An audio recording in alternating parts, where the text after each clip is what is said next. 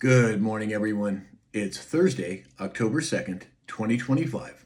My name is Sam Shalhoub, and it's time for your daily dispatch. First up, according to Insider Paper, the U.S. announced it will regard any armed attack on Qatar's territory, sovereignty, or vital infrastructure as a threat to the peace and security of the United States.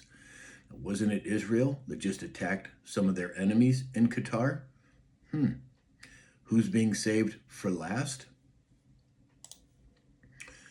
According to Zero Hedge, the Tylenol maker Johnson & Johnson said in internal emails that was admitted in evidence in their court trial of a link to autism, saying that it, quote, starting to feel heavy.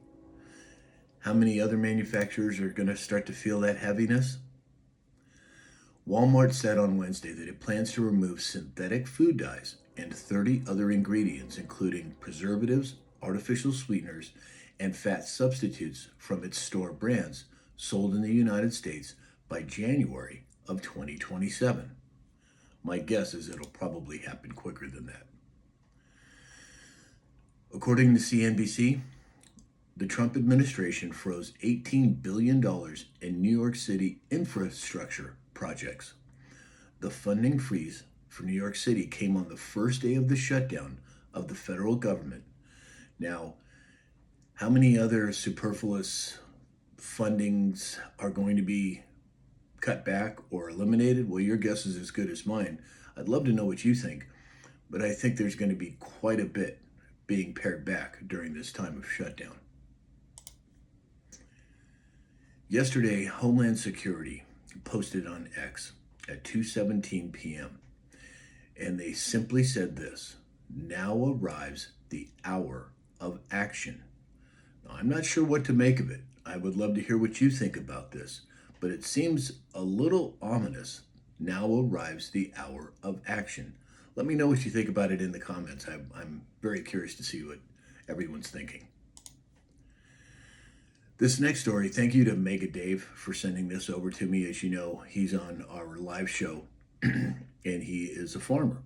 And he sent me this post from President Trump, and the Trump Truth said, the soybean farmers of our country are being hurt because China is, for negotiating reasons, and only for negotiating reasons, not buying.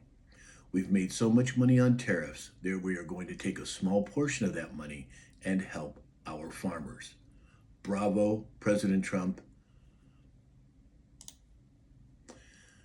And finally today, according to the Gateway Pundit, 53 arrests were made, 20 guns seized in the first 48 hours.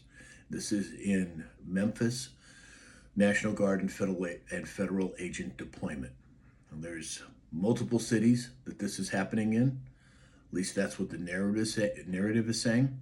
How many more will follow, or how many have already happened? Well, we'll have to wait and see.